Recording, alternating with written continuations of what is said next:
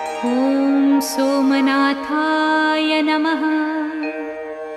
ॐ मल्लिकार्जुनाय नमः। ॐ महाकालेश्वराय नमः। ॐ ओंकारेश्वराय नमः। ॐ वैद्यनाथाय नमः। ॐ भीमशंकराय नमः। ॐ रामेश्वराय नमः। ॐ नागेश्वराय नमः। ॐ विश्वेश्वराय नमः। ॐ त्र्यंबकेश्वराय नमः। ॐ केदारेश्वराय नमः।